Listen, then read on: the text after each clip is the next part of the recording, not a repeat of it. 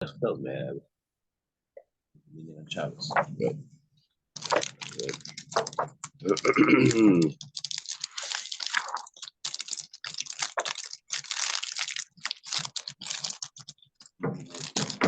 Okay, hello. I'm gonna start the share when I get to the Mishnah. It'll be around 6:05 or something. And I'm gonna run to the mikveh, take my car home. You'll meet me at my house, and then you'll take me to there. Okay. Just gonna leave the car for my wife. She has that big van. It's easier for her to get around.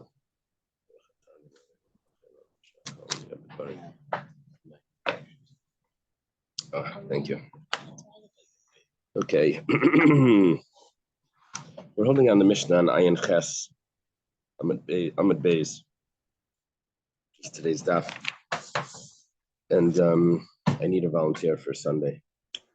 I'm going to ask again. You're traveling. Shalom.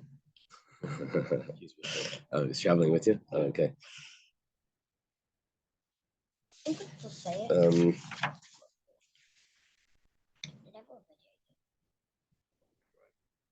Sunday's daf.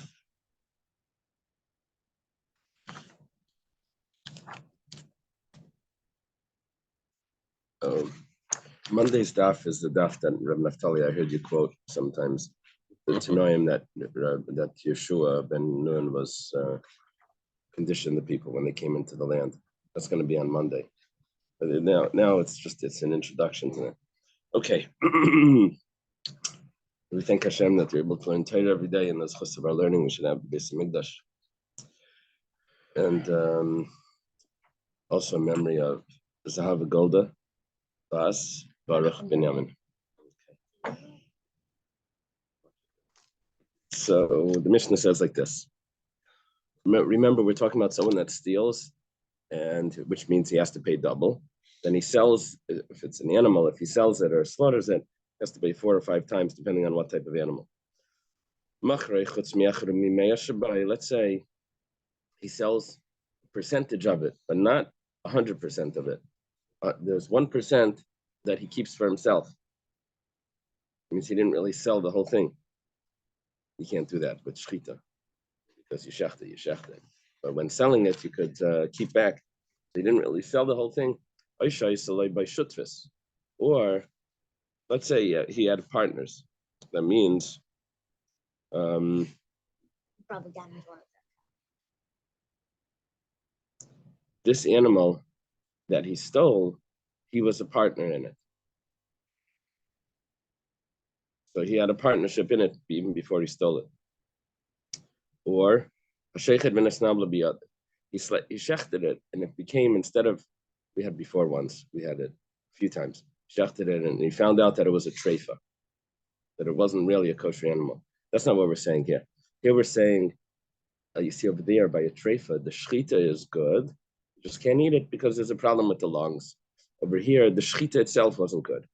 And the difference really is that does the animal become an avela, which gives off impurity? If it's shechted, even though you can't eat it, but it's not an avela. Over here, it's not even shechted. There was a problem with the knife. It wasn't a real shechita. Sorry? It's a long edge. Then it's an avela. It always gets the worst problem.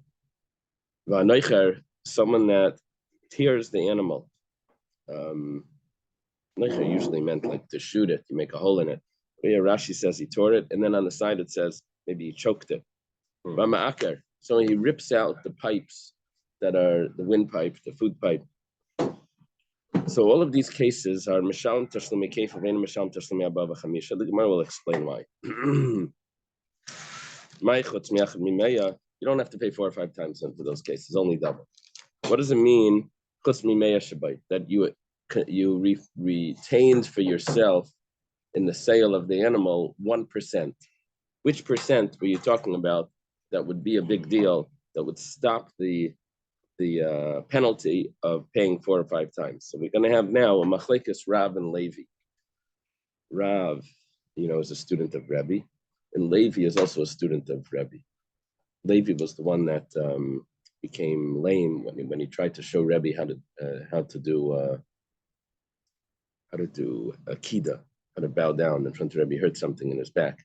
He was showing on his thumbs they would do it. Anyway, but Levi, so his name was Levi ben Sisi. So he comes up. Usually when you have Rav, that's Rav and Shmuel. You're gonna have somewhere. We had it before. Rav and Zeiri. You can have Rav and Rabbi Yechanan. But there's a few Gemaras, Rav and Levi. We had a Nida, remember that Machlekes about Leida, Machlekes Rav and Levi. Okay, so Machlekes will be a Rav and Levi. Rav says, Chutz midavar niter imay b'shchita. Rav says that the only thing that would affect the penalty of 4 or 5 times is if it's something that could have been eaten with the shchita. So if you retain some of the meat in the sale, we're not talking about that he's doing a shchita, he's doing a sale. He's saying, I'm selling you this animal, but I want that certain steak, whatever, that certain part of the meat. So then that's considered that you held back from the full sale. Levi says, Levi says it doesn't matter if it's something that's nit b'shchita or not. Any part of this animal, even if it's the shearings of wool, even that is considered not a full sale, and you don't have to pay 4 or 5 times.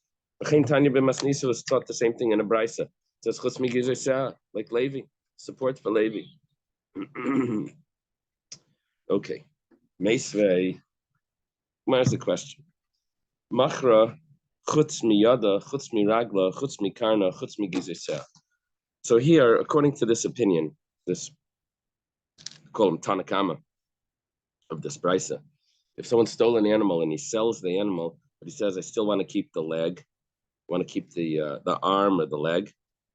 It's all legs, but it's the forearm or something.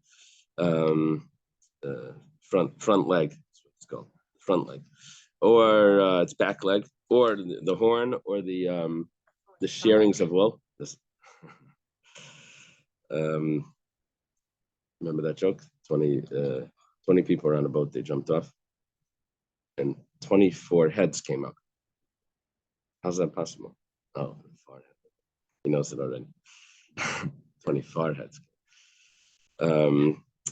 So the Tanakama holds, the Tanakama says that you don't have to pay 4 or 5 times. Now, what we're going to say now is that this Tanakama is going to fit well with Levi. It's not going to fit with Rav, because Rav would say it's only the meat that would affect the payment, the penalty. But Levi says it doesn't matter, exactly like the Tanakama. Even if it's chutz migizei, even if it's he retains for himself the shearings of wool. Rebbe argues on the Tanakama. He says, Davar hama'akev b'shchita, ein mishal tashlumi abava chamisha. V'she'ein ma'akev b'shchita, mishal tashlumi abava chamisha. Now, I have to point out that Rebbe is different than Rav as well. Rav said anything that the shchita permits, which would mean all parts of the animal, including the legs, the hands. Well, you can eat that after it's shechted. Before it's shechted, you can't. Rebbe doesn't say that. Rebbe says that if that part of the animal is intact at the time of the shechita, then the animal is kosher. Then that's considered something that if you retain that, then it's not considered that you sold the whole animal. But if that's something that would not affect the shechita if it wasn't intact, for example, the lower leg, if that's cut off, the animal is still a kosher animal, even though it looks like it's missing a limb, but that's not a limb that would make the animal a treifa. So basically, according to Rebbe, only things that would make the animal a treifa would affect the sale. That now he doesn't have to pay 4 or 5 times. We're going to say also that difference between the lower leg that's going to be a difference in Rav and Levi. We're going to ask, who does Rav go like? He doesn't go like the Tanakama. He doesn't go like Rebbe. Reb Shimon ben Elazar Eimer chutz mikarna. Says except for the horns. Okay, he sells it except for the horns. But if he retains for himself the shearings of wool, then which is very interesting. He differentiates between the horns and the wool. I can sort of understand the wool you cut off. The Gemara is going to say the horns, you don't. That's like meant to cut off. I mean, you can, but but it's not like a haircut, Okay. The Gemara says Bishleim ala Levi, where everything works out well according to Levi. Katana Kamma, because he has a support from this brisa. Exactly what the Tanakama says. Levi's opinion was that if you retain anything, even the shearings of wool, then you did not sell what you stole. You didn't sell the whole animal. You sold and you kept something for yourself. So you're not going to have to pay 4 or 5 times. We're going to learn this. As utvacha, you have to be kula. You have to, it's like slaughtering. It has to be the whole thing. So machare needs to be the whole thing. Okay, you didn't sell the whole thing. Rav, come on. But who does Rav go like? To gesund. Amri, they said like this. Rav the Amar ki Aitana. Rav follows the following opinion. The Tanya was taught in the Brisa. Reb Shimon ben Elazar Eimer. Shimon ben Elazar says, no, Reb Shimon ben Elazar is a student of Reb Meir. It's not Reb Elazar bar Shimon. This is someone else. This is Reb Shimon ben Elazar. This is Reb Meir has Sumchas as a student, and he has Reb Shimon ben Elazar as a student. The Brisa says Reb Shimon ben Elazar. Now we already had Reb Shimon ben Elazar, but this Brisa has the opinion of Reb Shimon ben Elazar slightly different, which is going to fit with Rav. What does it say? It says Machra chutz mi yada, chutz mi ragla, eina misham tashlim yaba v'chamisha. If he leaves out the hand of the foot from the sale, says I want to still have that when afterwards, so he doesn't have to pay 4 or 5 times. But chutz mi karna, chutz mi gizei. But if it's and not for the horn and not for the hair, then misham tashlim yaba v'chamisha. Then he still has to pay, which is exactly the opinion of Rav, that anything that the shechita permits to eat, that's ma'akiv, that affects the payment of 4 or 5 times. I have a question. Yeah. It seems today, in the last few days, there's been a lot of discussion about narrowing the application of this biblical, 4 or 5 times. What is it? If we had read or what is driving the rabbis to try to narrow the application of this?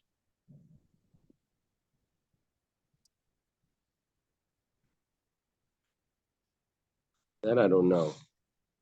I'm not sure. I would like to give like a political answer, like a historical political answer. Like, in those days, there were a lot of people stealing, and the rabbis wanted the thing, and and the animals and the thing, and they didn't want to pay the thing. But I don't have that sort of information. I think they're looking at the verses, and they're just like figuring out what is utzvachai. But I don't know. Just the logic of the verses. Yeah. Remember, there was this fellow, Zachariah Frankel. Did we ever speak about him? No. Zachariah Frankel. Anyway, he wrote on the Mavi Yerushalmi, Mavi Mishnah. He wrote some interesting books, but Rav Shamshon Felhurst thought that he was Reform. Those days it was confusing. He was a from guy, but he sent something, and he kept writing against him. But in his book, he writes about the first machlekes about doing smicha on Yom Tov. The first machlekes we have in Masechta Chagiga was machlekes lasted 6 generations. Do you have to do smicha on an animal on Yom Tov? So anyway, he claimed that it was like this whole political machlekes because the certain sages wanted everyone to come to the temple, that you shouldn't be able to send your animal. So you have to come to the temple because you're doing smicha on Yom Tov. And the other ones were saying that, no, you can send your animal and you don't need to do the smicha on Yom Tov. You're someone else, because the messenger can't do smicha, can't lean on the animal. So he made it into like this historical thing with, like what, how central the temple was going to be at that time. Anyway, I don't have an answer like that for this. Yeah. What I understand the verse is whether they slaughter or they sell it. And then here, they're talking about the difference in what's considered a sale and what's not. The animals being slaughtered. So why wouldn't they pay the pork? No. No. 1 second. No. We're not talking about slaughtering the animal here. No. We're talking about what would happen if the animal slaughtered and it doesn't have that piece of meat. All we're talking here is the sale. Okay, now, let's say the animal does later on get slaughtered. The thief did not slaughter it. The thief didn't even send a messenger to slaughter it. It got slaughtered by the new purchaser. That new purchaser doesn't pay 4 or 5 times. So the thief, because of the sale, he has to pay the 4 or 5 times. Now, he retained for himself a percentage of the animal. So he didn't really sell the whole animal, which that affects the right. It's only if sells it. Only right, and so which means the whole thing. But because he didn't sell the whole thing, so he's exempt from the 4 or 5 times because of the sale, right? We won't be able to say that if he did shchita that he retained something in the shchita. What do you mean? Like, what do you keep from the shchita? You shech the animal, the whole animal shech. Okay. So we said that Rav holds like this Tana of Reb Shimon ben Elazar, that it's exactly Rav. The Gemara says, "B'may kamiflagi." Now we go back to explain the machlekes. Tana Kamma Savar. The Tana Kamma says that he said that even if you retain the sharings of wool, you still don't have to pay 4 or 5 times. So tvachai kule beinan says when you shecht it, you have to shecht the whole thing. So macharai, when it comes to the sale, kule beinan, you have to sell the whole thing. Yitzi, where are you? Oh, you have to oil. Wow. I'm on my way there. Are you there for Shabbos now? You there for Shabbos? Oh. Okay. He sells it. I'm sorry, I just skipped the line. I'm up to Rebbe. Rebbe Savar. Rebbe's opinion is and a Rebbe learns like this. It says just like when you slaughter it, everything that would affect the slaughtering has to be there when you slaughter it. So too, when you sell it, everything that would affect the slaughtering has to be there when you sell it. That was Rebbe's view. Remember? That's why the wool wasn't part of it. And that's why even the lower leg wasn't part of it, because that would not affect the shechita. Reb Shimon ben Elazar says like this: Karna the leila migza kaima, horn which is not meant to be cut off, avishir. So if he retains that, so that's considered that he retained it for himself. And then he doesn't have to pay the 4 or 5 times because he didn't sell the whole thing. But the shearings of wool, the lamegas kaimi, which is meant to be shorn. Is that the word? Shorn? Not sheared. Shorn. So layavishir. So that's not considered retaining. And he still has to pay the 4 or 5 times. Okay. What about the other Reb Shimon ben Elazar that we said was the support for Rav, that Rav would hold like that? He goes like this. He says, Yada v'Rav love the tzriche tvicha, hands and the feet that require slaughtering. In other words, in order to eat them, it has to be slaughtered. Havishir, but carnival gives you said, late tzriche tvicha. But if you want to use the horns or the shearings of wool, it sounds like you're going to eat them. But it doesn't require shechting. It's not considered that you retained anything. Okay, so that's how he's learning it. Only things that require slaughtering have to be sold as well. They have these shilas about certain things that are made from the hair of the animal, like lanolin. You know, lanolin they put in creams, and it's made from sheep wool, from the wool. Shilas of such stuff needs to be kosher, and I think the answer is that it doesn't, because the wool doesn't require shchita, and it's not even edible. So when you turn something edible out of something that's not edible, it never, like, it was never not kosher to say that now it's not kosher now that you've made it edible. That was the gelatin machlekes. It was an old machlekes about gelatin, that they take the bones, which are not edible, and they boil it up. Now, someplace in that process, it becomes edible. While it's boiling, it turns into the jello or whatever. So if it was never kosher, if it was never not kosher, so at what point does it need to become kosher in order to eat it? So some people said you don't need a kosher gelatin. Other people said no, now it's edible. So now it has to be shechted and it's fleshik and it's it was the old machlekes. Of course, today I'm sure we're machmer. The jello, it's the shina. Yeah. What's the resolution? Resolution is the kashrus. I think the major kashrus authorities only use like non-meat, vegetarian or something, jello. But bones are edible. No, people eat bones all the time. No? Yeah.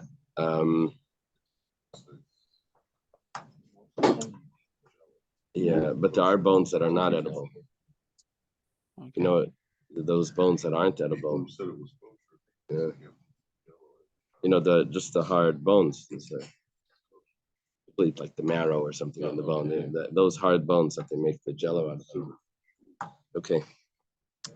Kasha de Reb Shimon ben Elazar, de Reb Shimon ben Elazar. It's an interesting Gemara because we have this all the time and the Gemara isn't really bothered by it. But sometimes it asks the question. It says, 1 second, Reb Shimon ben Elazar says one thing and then he says another thing. One thing, well, the first thing that he said was that if it's there's a difference between the horns and there's a difference between the shearings of wool. The next thing he says, both the horns and the shearings of wool don't matter. So the Gemara answers, well, Trei Tanoi V'Ali B'Der Reb Shimon ben Elazar. Don't worry about that. There's 2 Tanoim that are saying over what Reb Shimon ben Elazar held, and somehow that answers the question. Yeah, I'm always wondering about that. Why is that a satisfactory answer? Where it says, how could Reb Shimon ben Elazar say 2 things? The answer is, there's 2 students that said the name of Reb Shimon ben Elazar. I still have the question, but obviously he said 2 things. One heard it like this and one heard it like that. The Gemara doesn't seem to be bothered by that. Could be that he said it one time when he was younger, when he was older. I don't know. I heard Rabbi Herschel Schechter talking about students of Rabbi Soloveitchik. He says some people say that Rabbi Soloveitchik did this, and other students say Rabbi Soloveitchik did that. He says they're both right. Rabbi Soloveitchik would change his mind all the time. In the middle of his shir, he would be learning something. He would say, I always did it like this, but now that I'm learning this Gemara differently, I realize that it has to be done. It would change his mind. Yeah. Yeah, he also talked differently to different audiences. Oh, okay. That he didn't say. Yeah. Dr. Reynolds Stein, a famous student, by the way, you could ask him. Yeah, that's right. Okay, Tana Rabbanan. Start in a brisa. Hagoinev hakitas. If someone steals a animal that's missing the lower leg. Now the thing, and then he goes and he sells it. Which now the interesting thing is that he sold exactly the animal that he stole. So it's a little different than what we were saying before, that he sells a full animal and he keeps the part of it. This is exactly what he stole. If it's a lame animal, vesasuma, or a blind animal. Someone steals an animal from partners, he's chayiv. Has to pay the 4 or 5 times, even if he's if he sells it or whatever. But if partners steal, then they're peturim, then they're exempt. Gemara asks, 1 second. We have another brisa that says partners that steal, they're chayiv to pay the 4 or 5 times. So Amar Rav Nachman answers this up. It's going to give us an answer, then we're going to have a question on it, then we're going to modify it.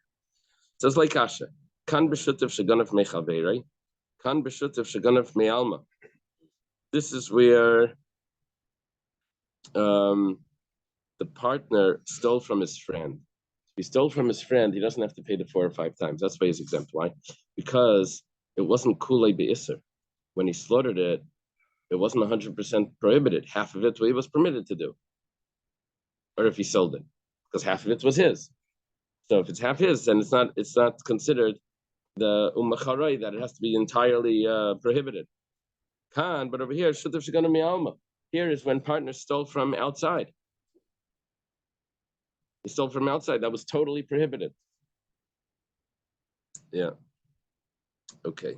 The one partner stole from his friend. The one is the partner stole from outside. Okay.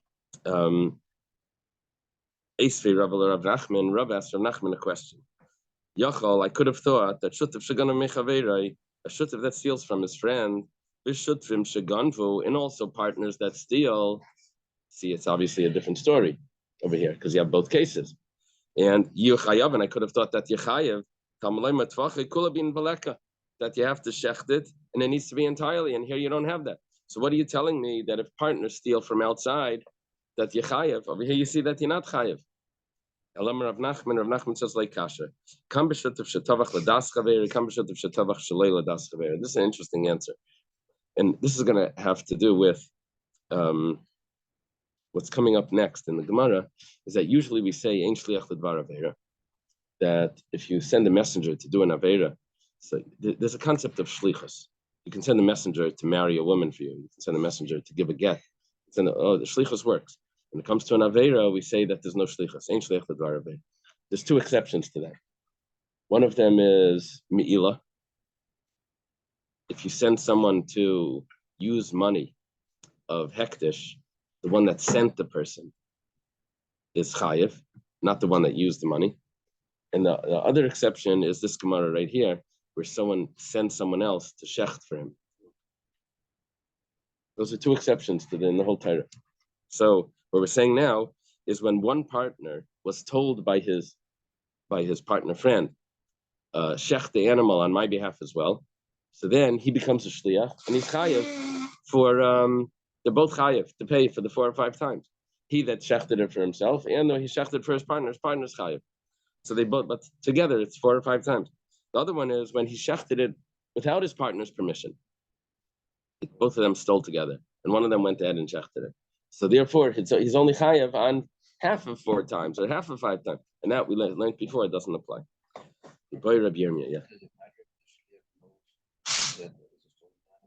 Oh, that becomes complicated. Hill is asking if the shliach knows. That's a very complicated question, because the whole svara of yesh shliach lidvar avera is that why did you listen to me? You should have listened to Hashem, and I'm not responsible. But if the shliach is a shogeg, he doesn't know that it was prohibited, then you lose that svara, and then it should go back. There was a machlekes k'tzais in Yesivas. It's a complicated discussion. You have to go to yeshiva to spend a week and still not have an answer, right? Okay. By Rabbi Yirmiyah has a question. Rabbi Yirmiyah's famous questions. If he sells it, but he says, I'm selling it, but not for the next 30 days. I'm selling it now to you, but the next 30 days, it's still mine. Now, this is a question about time. Is that considered a sale? Do you divide time up into increments so it's 100% sold? How do you look at time? Chutz mi malachta. I'm selling it to you if you want to shecht it. But if you want to work it, I'm working it. Whenever you want to shecht it, go ahead and take it. But all the work that it does is for me. Chutz mi ubra. I'm selling it, but I'm not selling the fetus that's inside. What's it in? Now there's a discussion. What is the uber? What is the fetus? Is the fetus a part of the mother, or is the fetus independent? Sounds like the abortion debate. So the Gemara says, according to the opinion that says that the fetus is part of the mother, then there's no shaila, dashirba, because you kept part of the animal. If you keep part of the animal, then it's not considered full sale. If the fetus is independent, it happens to live there, but it's independent of the mother. So what's it in? Do we say because it's attached? So we say that it's considered that you retained it for yourself, and therefore it's not a real sale. Since it's on its way out, it's going to come out. So it's not part of it. It's going to come out naturally. Ikadami, there are those that said this a little different. Since it's not part of the mother, so it's not considered that you retained anything. The mother was sold fully. Since it needs it, the mother, to be shechted, in order to permit it to be eaten, ben pekua, right? It's as if it was, you left part of the animal. So teku, the Gemara leaves this as a question. Let me go a little further to the Mishnah. Rav Papa has a question. Ganva, kata, umachra. He stole it, he cut off the lower leg, and machra, and then he sold it. Mahu. Do we say what he stole, he did not sell? Or do we say that the part that he sold, he sold? You have to think about this. He stole 2 animals, and he only sold one of them. Obviously, he's going to pay 4 or 5 times on that one. Here he stole a full animal, and he cut off a piece of the leg, and then he sold it. So that he has to pay for 4 or 5 times what he sold. That's the Gemara. That's a possibility. Gemara says Teku. We don't have an answer. Someone stole. He gives it as a gift, and then this was a Gemara that we weren't sure about a few days ago, and you told me. Someone told me that it's a Gemara later. V'tavach, and then he shechts it. If he stole, he gives it to someone else, and the person sells it. Gonna be hikdish, or if he stole it and then he was makdish it. Gonna be hikif, he stole it, and he sold it, but he didn't get the money for it. Gonna be hichlif, he stole it and then he exchanged it for something else. Gonna v'nasim b'matana, he stole it and he just gave it as a gift. Gonna v'parachayvai, he stole it and he gave it as a payment for a debt. Gonna v'parabekefai, he what was that? What is it? He gave it as a down payment for something that, like some sort of consignment type of thing. One second, that's the next one. He sent it as gifts to his father-in-law's house, to his wife, his future wife. All of those are considered sales. He has to pay 4 or 5 times. My Kamashvan, what are you coming to tell me? Well, there's 2 parts to this. First part is Ashmin and Reisha. The first part of this is that even though you stole it, I'm sorry, V'nasan means not that he gifted it. He gave it to someone else to shech. That means he gave it to a sheikhet. So we learned the yesh shlech l'dvar avera, that over here there is a shlech l'dvar avera. Afagal the b'chol Torah kol ein shlech l'dvar avera. Even though in the whole Torah we don't say shlech l'dvar avera, hachi yesh shlech l'dvar avera. Over here we say that there is. It's like a trivia question. What's the exception? Ein shlech l'dvar avera. Okay. My time. What's the reason? Utvachem machare. Shech didn't sell it. Just like you can't sell it unless there's someone else there. You have to sell it to someone, right? You can't sell it to yourself. So also, shechting it is also chayiv if someone else did it. Just like the selling, you need someone else. So the tvich also is if someone else is there, you chayiv. Shmin and seif, and what we learned from the end of it is that gonna be hikdish. If someone stole it and then he was makdish it, so mali machil hadith, mali machil hashmayim. What's the difference? If he sells it to another person or he consecrates it, so he sold it to Hashem. That's also considered a transfer of ownership. He's going to be chayiv. Okay. Thanks, everyone. I won't be here on Sunday, so I need someone to take over. We should do ayin test Shabbos. Let's see how far you get on pay. You want to do it? Yeah, you're not here. Okay. I don't have the Druins here, so someone volunteer. I'm going to be flying on Sunday. Let's see. Maybe Dr. Stein. Or Reb Naftali, if you want to come in. Okay, I'm running to the airport. So Okay, thank Oh, you. Rabbi Smith. Yeah. Yud Shabbat. Sure. Do you have your earmuffs? do I have earmuffs? No, I have a scarf though. Yeah. Dr. Stein. Should I get Just earmuffs? saying. You should get earmuffs, baby. I don't know if you can Bring wear your earmuffs. thermals. On Shabbos. You wear earmuffs on Shabbos? I don't think you're allowed. I don't know. Okay. All right. A How scarf, about I think. thermals? Just bring thermals. Okay, yeah, I got that. Okay, have a good Shabbos. Bye.